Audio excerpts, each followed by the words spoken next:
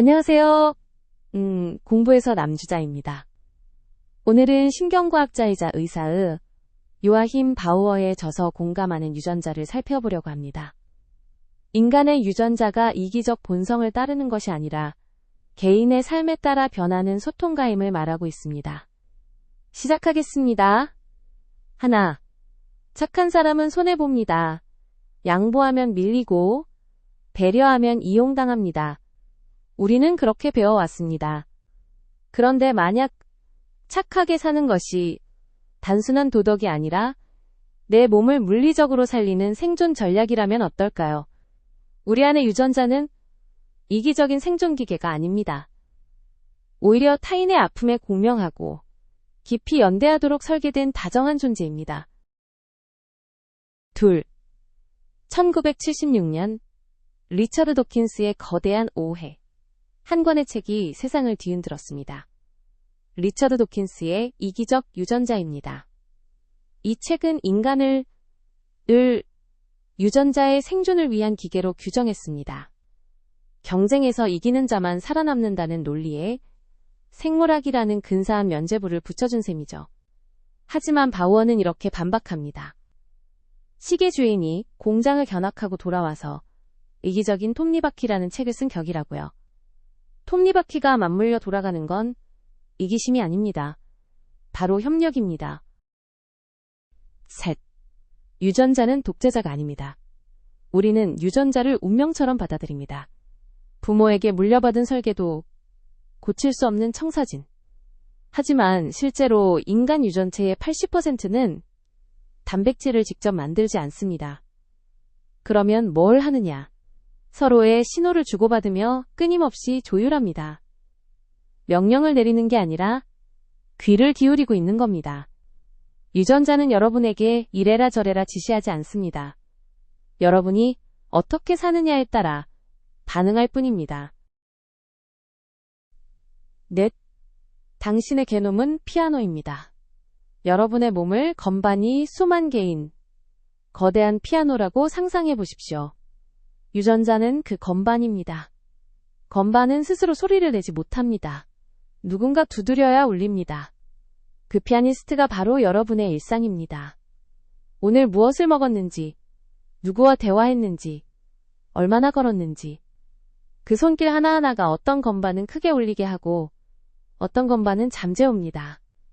지금 이 순간에도 여러분은 연주 중입니다. 이제 어떤 곡을 연주해야 할 것인가에 집중해야 할 때입니다. 5. 외면당한 순간 몸에서 벌어지는 일. 회의실에서 내 발언이 완전히 무시당한 적 있습니까? 가슴이 철렁 내려앉고 얼굴이 달아오르는 그 순간 우리는 그걸 그냥 기분 나쁜 일로 치부합니다. 하지만 몸은 전혀 다르게 반응합니다. 뇌의 편도체가 경보를 울리고 글루타메이트라는 신호물질이 시상하부를 때립니다. 불과 몇 초 만에 코르티솔이 폭발합니다. 슬픔이 염증이 되는 겁니다. 마음의 상처는 은유가 아닙니다. 세포를 찌르는 실제 상처입니다. 6. 레이더망 아래의 잠수함 급성염증은 눈에 보입니다. 손가락을 베면 빨갛게 붓고 열이 나고 아픕니다. 치료할 수 있습니다. 문제는 만성염증입니다. 스트레스와 고립이 깨우는 53개의 위험 유전자 클럽이 있습니다. 이들은 레이더망 아래로 자망하는 잠수함처럼 조용히 염증 물질을 뿜어냅니다. 겉으로는 멀쩡합니다. 하지만 어느 날 갑자기 심근경색으로, 암으로, 치매로 수면 위에 떠오릅니다. 진짜 위험한 건 유전자가 아닙니다. 이 잠수함을 출항시키는 우리의 잘못된 생활 방식입니다. 7. 맥주 한 잔의 행복과 봉사, 1시간의 행복. 퇴근 후 시원한 맥주를 들이키는 쾌감. 주말에 누군가의 멘토가 되어주고 돌아오는 길의 뿌듯함. 머리로는 둘 다 행복입니다. 하지만 세포는 이 둘을 완전히 다르게 읽습니다. 전자를 헤도니아, 소비의 쾌락이라 부릅니다. 후자를 에우다이모니아, 의미의 행복이라 부릅니다. 아리스토텔레스가 2400년 전에 구별해 놓은 이 두 행복을 21세기의 유전자 과학이 다시 증명하고 있는 것입니다. 8. 즐거운데 아픈 사람들. 겉으로 행복해 보이는 사람의 몸이 시름시름 앓고 있다면 믿으시겠습니까? 프레드릭슨과 콜의 연구팀은 행복하다고 느끼는 사람들의 유전자를 분석했습니다. 결과는 충격적이었습니다. 쾌락 중심의 삶을 사는 사람들은 웃고 있어도 염증 유전자가 활발하게 돌아가고 있었습니다. 반면 의미를 좇는 삶을 사는 사람들은 위험 유전자 활동이 현저히 낮았습니다. 공동체와 연결되고 삶의 목적을 찾는 태도 자체가 어떤 약보다 강력한 천연 항염증제였던 겁니다. 9. 남을 도왔더니 내 심장이 살아났습니다. 제너레이션 익스체인지라는 프로그램이 있었습니다. 50세 이상의 어른들이 학교 생활에 어려움을 겪는 아이들의 멘토가 되어주는 프로그램입니다. 석 달 뒤 연구자들은 아이들이 아니라 어른들의 몸을 검사했습니다. 놀랍게도 멘토 역할을 한 어른들의 위험 유전자 활동이 뚜렷하게 줄어들어 있었습니다. 누군가의 곁에 서 주었을 뿐인데 심혈관 질환과 치매의 위험이 함께 내려간 겁니다. 나를 구하는 가장 확실한 방법은 먼저 손을 내미는 것이었습니다. 열. 억지 선행은 통하지 않습니다. 그렇다면 너무 하기 싫은데 이를 악물고 봉사활동을 한다면 유전자가 건강해질까요? 유전자는 절대 속지 않습니다.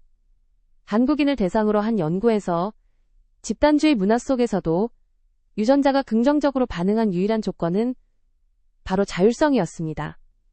도덕적 압박이나 의무감으로 끌려간 선행에는 몸이 아무런 반응을 보이지 않았습니다. 마지못해 하는 선행은 그저 피로만 쌓일 뿐입니다. 우러나오는 마음으로 행동할 때만 몸은 비로소 치유의 스위치를 켭니다. 11. 불안은 감정이 아니라 물질입니다.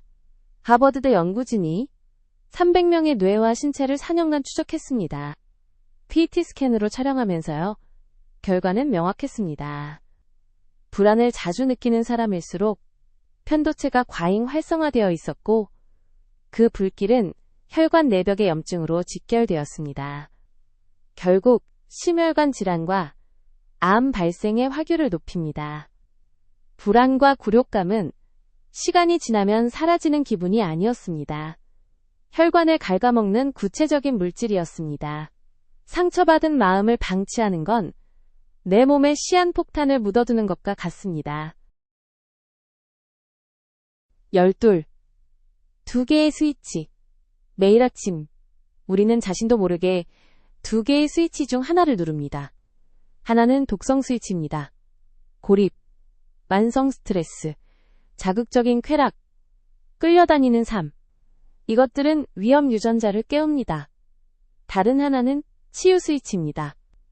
누군가와의 따뜻한 연결, 의미를 찾는 삶, 자발적으로 베푸는 마음. 이것들이 좋은 유전자를 춤추게 합니다. 오늘 하루를 돌아보십시오. 여러분의 손은 어느 쪽 스위치 위에 놓여 있었습니까? 13. 착하게 사는 건 바보짓이 아닙니다. 각박한 세상에서 착하게 사는 건 호구짓이라고들 합니다. 생물학은 뭐라고 할까요? 정반대입니다. 좋은 삶이란 산속에 들어가 돌을 닦는 게 아닙니다.